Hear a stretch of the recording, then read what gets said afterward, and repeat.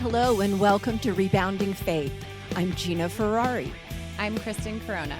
And I'm Catherine Baer. When walking in faith seems impossible and you can't see the purpose in your pain, we are here to help you find hope in the struggle. Hello, welcome to Rebounding Faith. We are going to be exploring and looking at wrestling with God today. And I think, ladies, I'm really excited for this topic.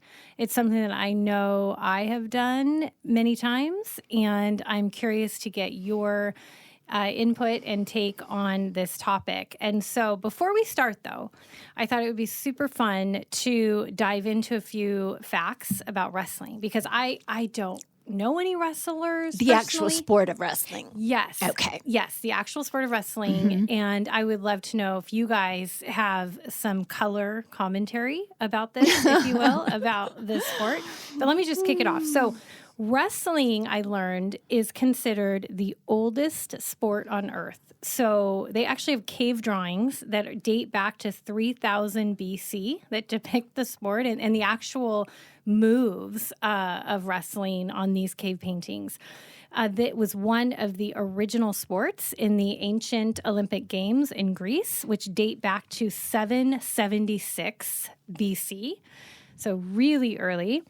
The sport of wrestling is known, and we're going to actually touch on this, but it builds determination, diligence, and perseverance. Wrestlers are known for their work ethic, which I thought was fascinating. And okay, this is just a fun one.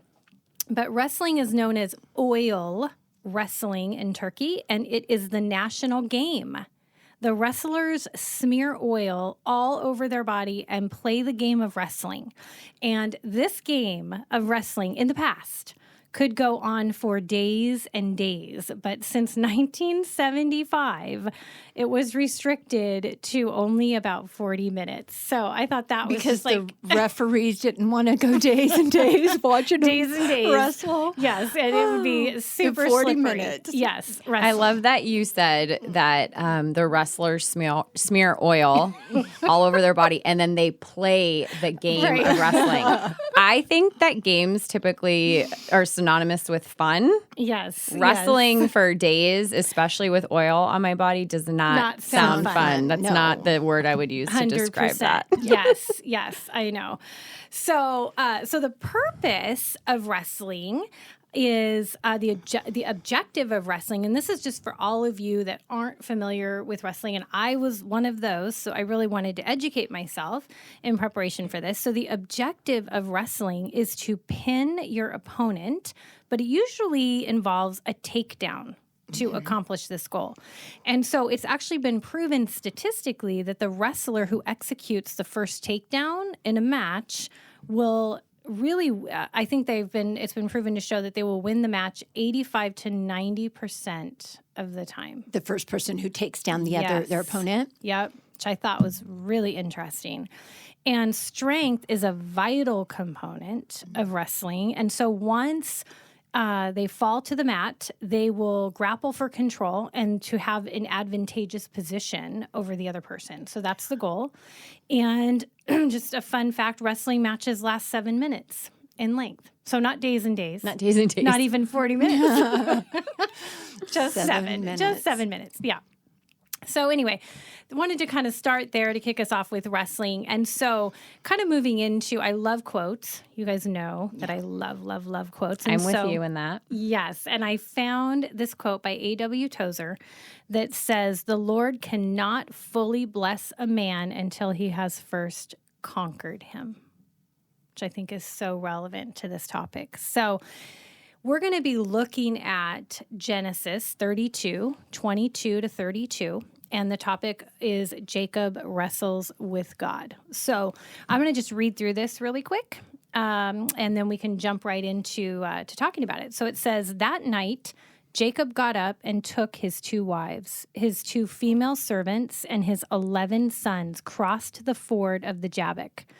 After he had sent them across the stream, he sent over all his possessions. So Jacob was left alone, and a man wrestled with him till daybreak. When the man saw he could not overpower him, he touched the socket of Jacob's hip so that his hip was wrenched, and as he wrestled with the man. Then the man said, "Let me go, for it is daybreak." But Jacob replied, "I will not let you go unless you bless me." The man asked him, "What is your name?" "Jacob," he answered. Then the man said, "Your name will no longer be Jacob, but Israel, because you have struggled with God and with humans and have overcome." Jacob said, "Please tell me your name." But he replied, "Why do you ask my name?" Then he blessed him there. So Jacob called the place Peniel, saying, "It is because I saw God face to face, and yet my life was spared." The sun rose above him as he passed Peniel, and he was limping because of his hip.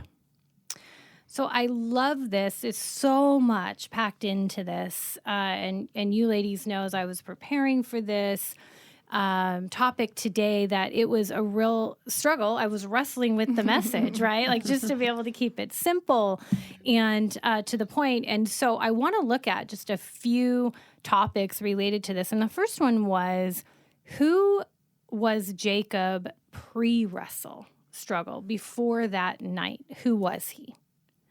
And I just want to touch on a few things that I found, and I would love to get, your opinion on this and your thoughts. But the definition of Jacob's name is one who follows, grabber of heel. He was flawed, a struggler, and a deceiver. He was a twin brother, so he was born second, although he was wrestling with his brother in the womb to be born first, trying to grab Esau's heel. He was a quiet man. He would stay among the tents, unlike his brother Esau, who became a skillful hunter and a man of the open country. He was his mother's favorite, which I thought was interesting. He was materialistic. He tended to accumulate wealth for its own sake. And he was very concerned with blessings. We said a couple times, by whatever means necessary, a birthright blessing, wrestling with God for a blessing. He was very concerned with that. He was a warrior, and that's warrior with an O, not a warrior with an A, worrier and afraid. So he actually deceived a few people in his life and in his family out of things, most notably his brother Esau from the birthright blessing. So we know that, and that's going to come up again when we talk about the purpose of this struggle with God. And he was somewhat distant from God. So in both verses 31:42 and 32:9 in Genesis, he refers to God as, quote, the God of my father Abraham and my father Isaac. But interesting to note that the God of Jacob is missing there. So also in 27:20, he states, quote, the Lord your God gave me success, not my God. And lastly, he was self-reliant. So bottom line, in many ways, when he was facing conflict, Jacob relied on his own methods and his own strategies for survival. And so I relate to this so much, because when I am in hot water or when I am worried, stressed, whatever it is, it's almost like my number one go-to is to go in my head and try to figure out, what's the strategy going to be? How am I going to prevent harm or solve this problem? And a lot of times I'll even make, I've mentioned this before, but recommendations to God, right? Like, it's just so audacious of me to do that. But that's just full transparency and disclosure that that's something that I tend to do.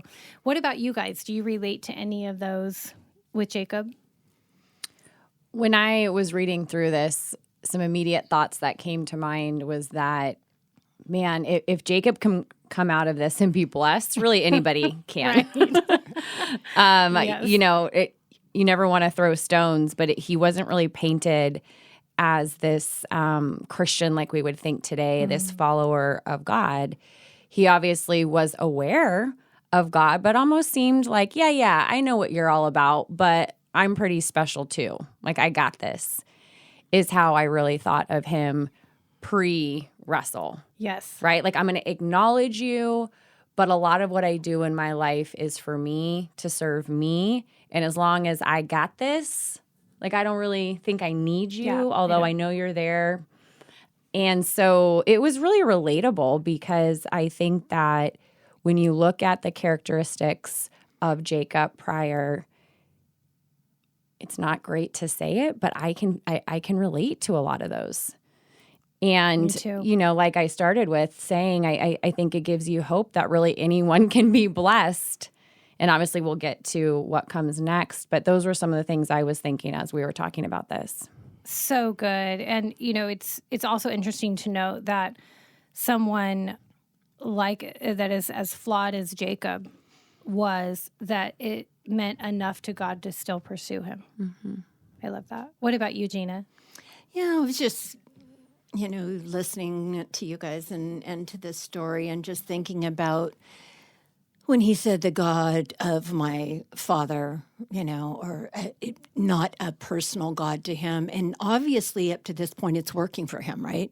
He's his mom's favorite kid. So he's a little bit of a mama's boy there. Mm-hmm. And used to kind of getting his way however he had to go, whatever he had to do to get his way. So he was pretty manipulative and had to be pretty smart, you know what I mean? And crafty. Crafty. And even in the womb, like he was wrestling to be like, he came out with his hand around his brother's heel. I mean, he wanted first place even in the womb, because he knew, as growing up, that the firstborn always receives, the blessing and the inheritance. And so, I don't know. I think that from his very DNA, from the very beginning, he was sort of a guy who was just ready to do what it took to get what he wanted, and by whatever means. And I think he also watched his father and thought, yeah, that's for you and that's good for you. But I got this thing, like you were saying, Kristen. I can handle this. I can get my way. And it was working. In his family. Right. Absolutely. It's interesting to note that his wife, Rachel, that he married, was also very deceptive, lying to her father when he came there, right? Right. You guys want to read further in, just prior to this story? Yeah.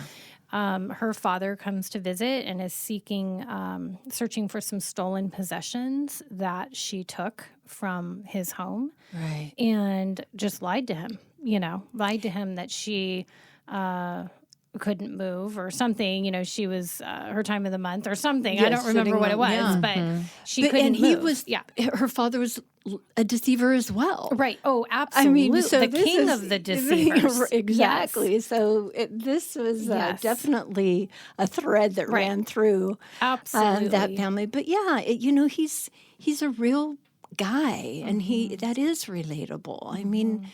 There's been plenty of times when I just want to do it my own way, and looking at, and I know better. Yeah, I know best, and I can.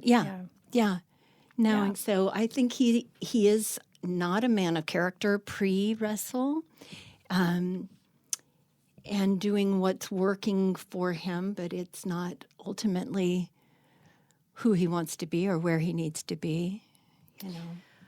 Yeah, I think absolutely. And he, he's also so accustomed to this being his number one go-to, I think. Yeah. Knowing that he is a worrier, he was very afraid. I think these habits may have developed from a place of not trusting others, not trusting God, and to really believe, as you said, like, I know what's best. I can get out in front of this. I can control, in quotes, I can control this situation. And I think that plays into where he is and where we find himself just on the cusp of this wrestling match. But before we get into that. And also, just thinking about that, he was a worrier and he was fearful, and that's insecurity for sure. But I think that I see him as not coming across that way, that he may have obviously been those things because he's described that way. And yet I think being the manipulator and the favorite. I think he's pretty able, in my eyes, to hide those insecurities with his behaviors. You know what I mean? And I think we, a lot of times, get through life that way. And Well, you it's know something that's called imposter syndrome too, yes. right? Where you have a lot of insecurities, but because your feelings around narcissism, arrogance, whatever it may be, kind of supersede those feelings of insecurity. So you overcompensate for those insecurities by thinking that you have it all together and by portraying this ambiance that you're stronger than maybe you really are. And it's a self-fulfilling prophecy because then other people treat you that way also, which then just fuels that feeling, even though deep down there's insecurities, which obviously he was struggling with. Right. That's really good. Yeah. And you know, it's interesting, Gina, you mentioned that we try to hide, and you mentioned, Kristen, that you try to put forth a different persona, right? Different of your capabilities. And so I think when we get into the wrestling match, we're going to look at daylight. And if you notice, daylight is mentioned twice in that verse. There's something to that. And I believe that to be that in the darkness, we wrestle ourselves with this part of ourself, whether we lie to ourselves or to others about our capabilities or whatever it may be, we relegate a certain portion of ourselves to this darkness, right? So Jacob is wrestling through the night until daybreak, and there's something really crucial to that. I think it cannot continue in the light, these behaviors. And so I think that there is something, if you really look closely at that, it's mentioned twice, and there was something about essentially when the beginning of dawn, the rise of the dawn is when the man said, let me go, and touched his hips. So it's kind of like, okay, we'll continue with this through the night, if we need to. But once we get to that place of it's time to move on and it's time to face whatever this is and bring it out into the light, I think that's part of what his character and why it did change so much moving forward. But so moving into, speaking of that, it's a good segue into who does Jacob become post-wrestle and struggle. So this wrestling match definitely had a purpose. And so the first thing, obviously, he's injured. He's walking with a limp following this wrestling match. But I've also, you'll see in the scriptures that follow this, that he is God-reliant. So he recognizes God and strives to please God first, whereas before, old Jacob was, I'm going to figure out a way and then go to the God of my father and my grandfather, basically, if it doesn't work out. So he is now striving to please God first. The end result of the wrestling match really is a changed trajectory for this relationship. So it started on the path of it started him on the path of a much closer relationship with God. The other thing I noticed is he's less materialistic.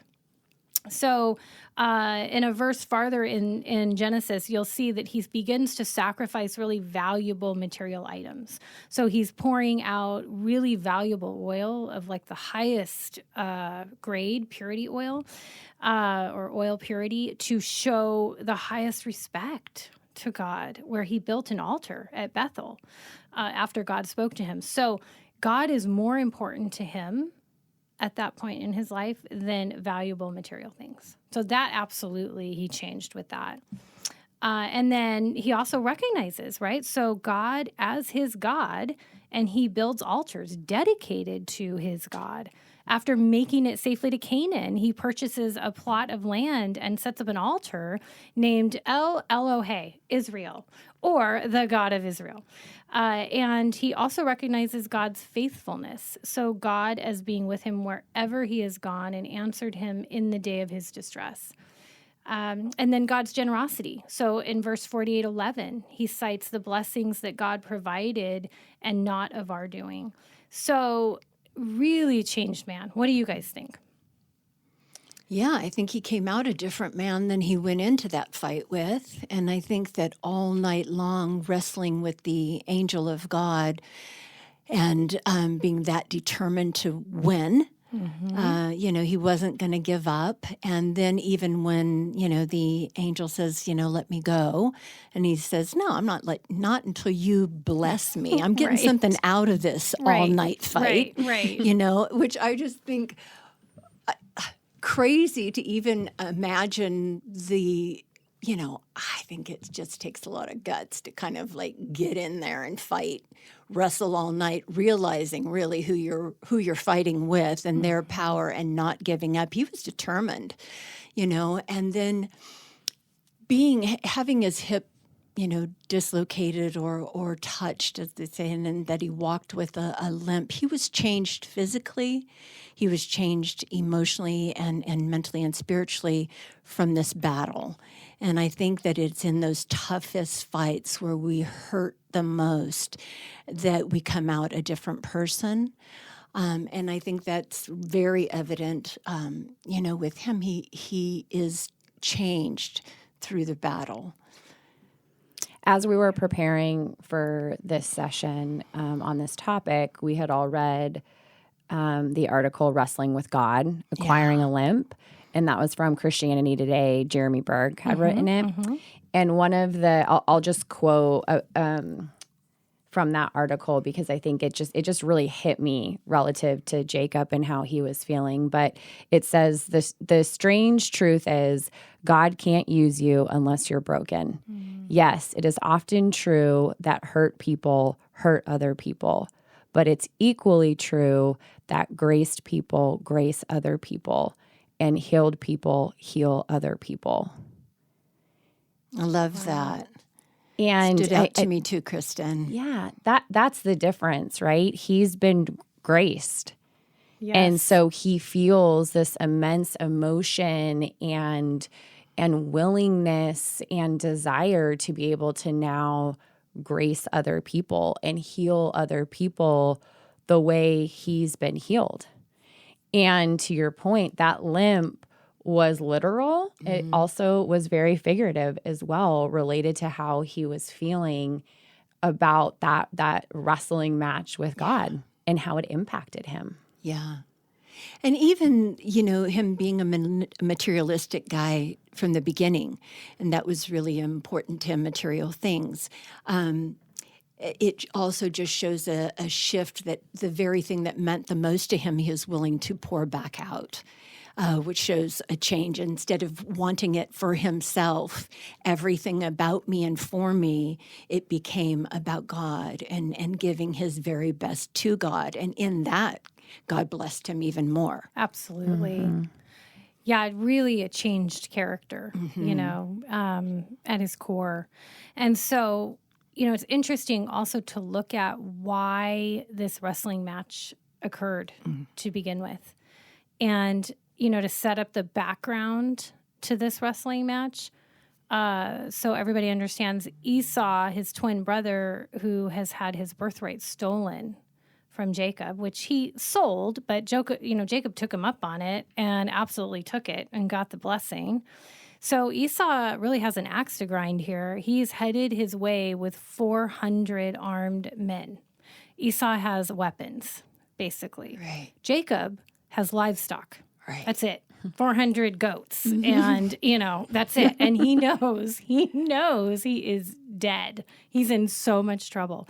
So verse 32:7 states he is in great fear and distress. And you can see this in his actions. He's already plotting, let me split up my family into two camps and send one out ahead. So in case something happens to them, I still have the other one and the other one will survive. And, send couriers out ahead and with a message, that I have all of this to give you to try to appease him. So many things you can just see he's just scrambling. So what I thought was interesting is he's strategizing and then he prays, right? This is the pre-Jacob. So God steps in his moment of greatest need. And you could argue even the pinnacle moment of the perfect combination of fear and distress and need. Yeah. And God shows up. And I kind of just want to stop right there because I think there is so much to that and God's timing of whatever trial that we're facing. And, in life, we know that we have to go through many hardships to enter the kingdom of God. Like, we know this. So to understand that perfect combination of fear and distress and crying out to God in need, and God shows up. I'll add another word to that too. Like you just feel tired. So Absolutely. tired. And I think back to these really pivotal moments in my life where I was in a really similar situation. And a lot of times for me, it shows up frustrated and really tired, feeling like I've done everything I can do and I can't figure this out. Yes. Yeah. And usually that's a sign to me now, as I'm older, I'm starting to put these things together. I wish I would have thought about it when I was younger a little bit more and not been so stubborn. But for me, like that's an immediate sign that I need to lean on God. And it's usually when I really feel like I have tried everything and I can't figure this out. So is God like a last resort, Kristen? Unfortunately, in those cases, sometimes, yeah. But it's not a conscious decision when I'm in it trying to figure it out. It's not, very rarely am I making a conscious decision, oh no, I'm going to choose my way over God's way. Right. Like that's not what's happening. It's usually very subconscious. And it's a reaction, right? Like something's broken, I try and fix it. Something's broken, I try and fix it. And you're kind of in this cycle until you feel like, okay, there's nothing else I can do. Why is this happening? And then that frustration, to your point, that fear, that distress, that feeling like you're just really tired and alone is then usually when I'm at my lowest point. I'm like, oh, you know what? I might try something different now. Yeah.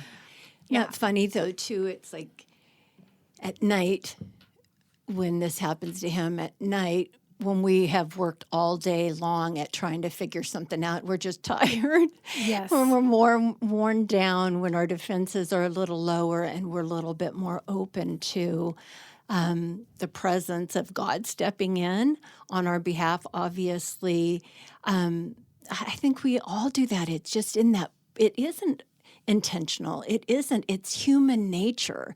It's what we do. It's try to figure things out and how to get through something and how to make sense of something.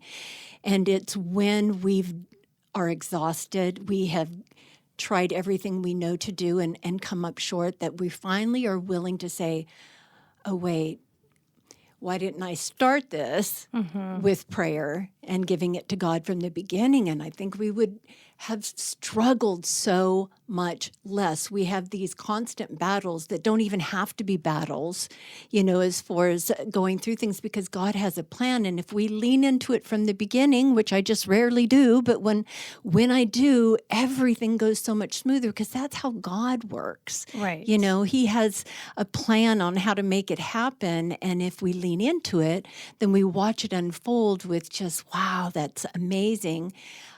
But as human beings in the world that we live in, we end up just, we've been programmed forever, to just do it, get it done, figure it out, work harder, work smarter, work, trying to be empowered and doing these things. And then it really is when it seems like at night when we're just, that God is able to step in. Yeah, it's kind of like the saying, well, all you can do is pray. Yeah. Like, if you think about how ridiculous that statement is, Yeah. that means you've tried everything, right? else but And then, pray. oh, well, okay. Now all I can do is the most powerful thing left to do. Yeah. Right. I should have started with Yeah. that. Well, think about how different this story could have been if Jacob had 400 armed men also. Yes. Very good Which is point. very interesting that he didn't, because he definitely had money and power, and you would think, based on his life, all of the means possible to be able to fight back. Yes. But for whatever reason, he didn't. Yes. And so I also think that's very interesting, is that Because he was around the camp cooking, Kristen. He wasn't out there with his brother in the field.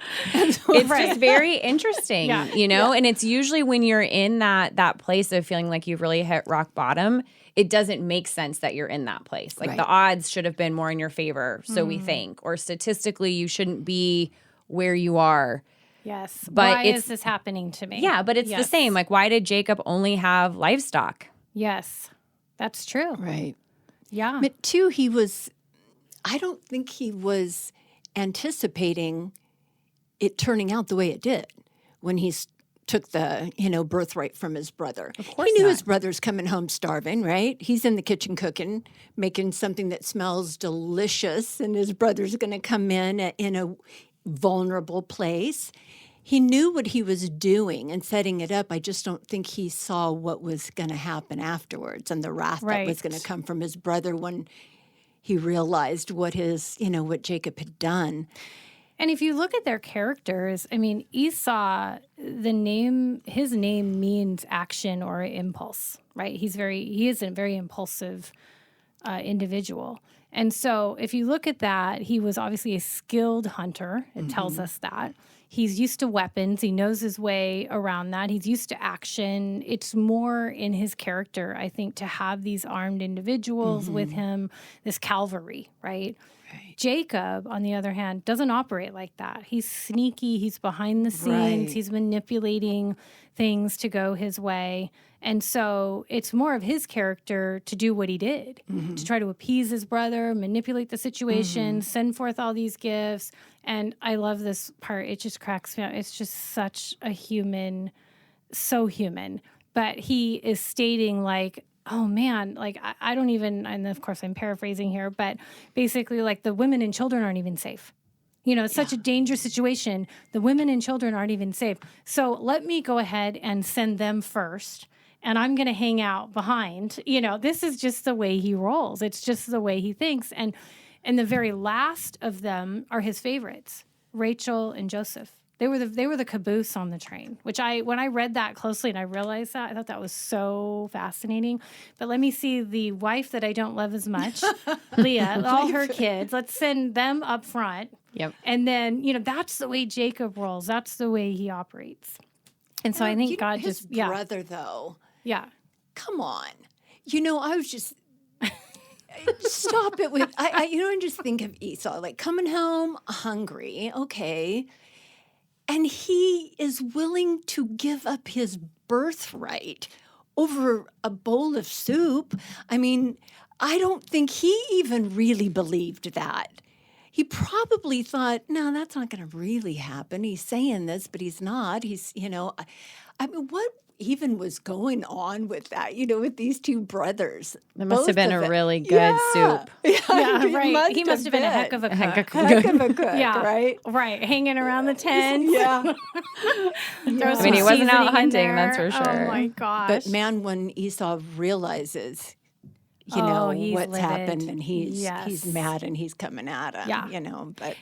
And, it's interesting, this is so many family dynamics in this when you dissect it. But if you also look at the fact that Rebecca, his mom, sends Jacob off to marry essentially one of his cousins, right? Her brother's daughters, to stay within the faith and the Hebrew, Esau realizes that and just takes off, leaves and starts marrying these Canaanite women that bring a ton of grief to the family, right? Just, the black sheep, for lack of a better word. So I think that was Esau. Mm-hmm. So I think Jacob, in his mind, was probably playing out every possible scenario that could occur with such an impulsive individual that he knew, like, I'm dead. If I don't figure this out, I'm dead and my family's dead. At least that's why he's separating them into two camps. Mm-hmm. Hopefully 50% of them will make it. And behind me, Rachel and Joseph, So it's just so, so interesting. So to kind of look at that. And then if we were to look at now God steps into the picture. Mm-hmm. And he is aiming to transform Jacob's life through this encounter. So in verse 24, it states, Jacob was completely alone in his camp. So he has sent, at this point, his 11 children over the ford of the Jabbok. He has sent his 2 wives. He has sent all of his goats and livestock, everything over, he's got nothing. He's just him. And some scholars speculate it was for purposes to pray because he was going to be alone. He was going to really pray. But it was when Jacob was intentionally alone that he could really focus on God, which was probably one of God's purposes in this trial, if you really think about it. So if you stop and think about when we're really alone in the trials and the difficulty, how often does God meet us in those lonely, dark moments and allows us to get to that place of being intentionally alone because he knows that our focus will be on him. It won't be drowned out by noise and distractions. So do you guys relate? Does this resonate with you, Kristen? Yeah, I think, I mean, he's physically alone, right? But he's also emotionally, mentally, spiritually very alone in that moment too, which I think is a really important thing to note. And I do feel like when you reach that breaking point or rock bottom and you do feel like you're truly alone, it's almost as if God really feels like, okay, now we can actually get down to work. Talk. Yeah, now we can talk. Yep. But prior you weren't really going to listen. Yes. And you weren't really going to have this relationship that's really two-sided in nature.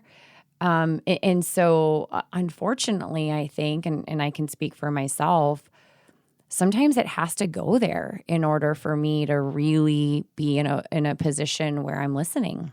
Absolutely. And retaining. And willing to actually do learning. something different with my actions. Yes, 100%.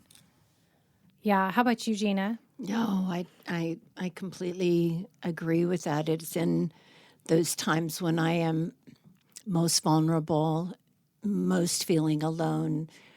I'm also most open.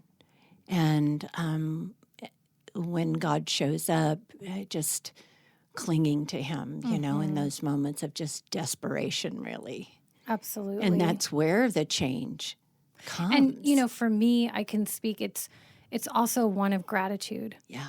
Because by the time I'm at this point, to be perfectly honest, I have cried out to him.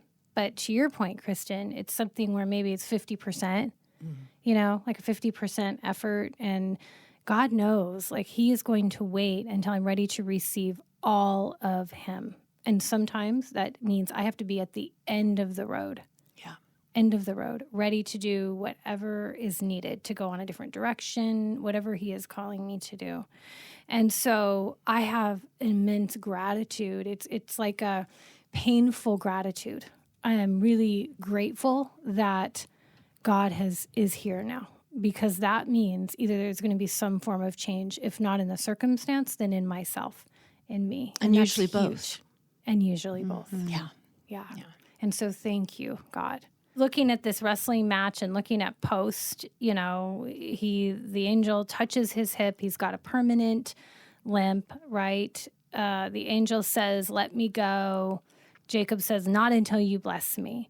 So now we're moving into, okay, what was the gift in the trial and the wrestling match? So, who is Jacob after and what happens to Jacob afterwards? So the way I interpreted it was the blessing for Jacob was a deeper relationship and a deeper trust in God, that Jacob would not be his number one go-to. He wouldn't go to himself first. It would go to God first.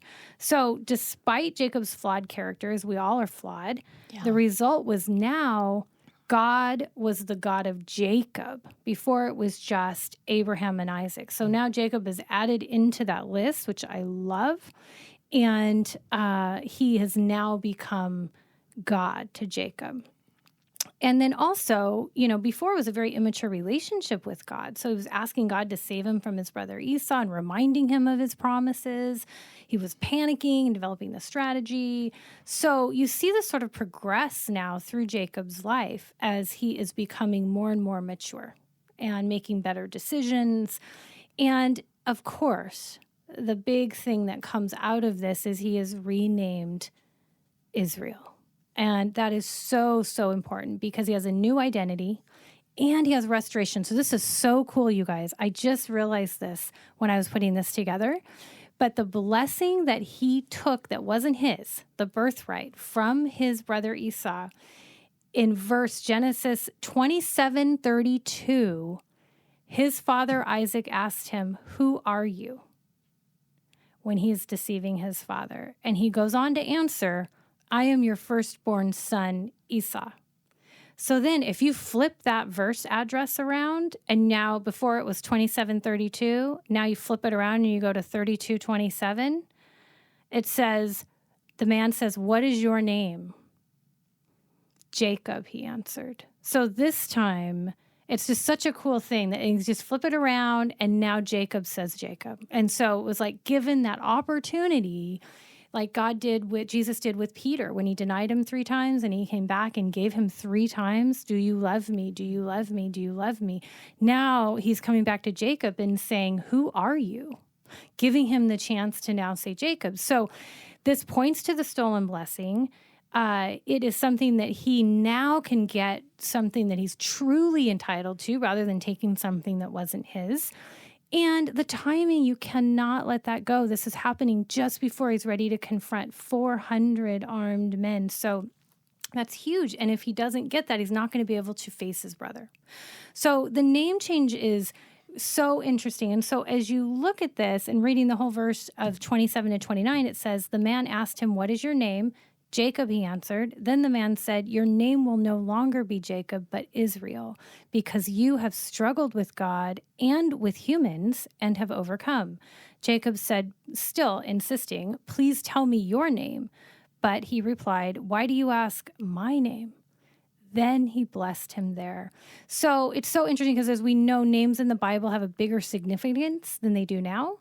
When we give someone a nickname now, it's for fun or whatever. But back then, when someone changed a name in the Bible, it was a massive deal. It essentially determined their entire identity moving forward. So when his name is mentioned, this is so cool. I came across this and I just want to mention this, that when his name is mentioned as Jacob from now on in the Bible, this is an indication that he's returning to his old self, which I thought was so insightful. And when his name is mentioned as Israel from now on, this is an indication that his mind is set on God. So that is the transformation. Old Jacob was one who would follow. He was a follower. He was flawed. He was a struggler, deceiver, grabber of heels. He would sneak up. Another interpretation was sneak up behind you, circumvents, right? All of those things. Whereas Israel, that name indicates straight, one who wrestles with God, the one who struggles with God and overcomes. Mm-hmm. So I love that. So just such a beautiful thing. So bottom line, purpose in our trials, guys, like just, I know we beat that drum every week, but it's something where we're just looking at it today from a little bit different of an angle.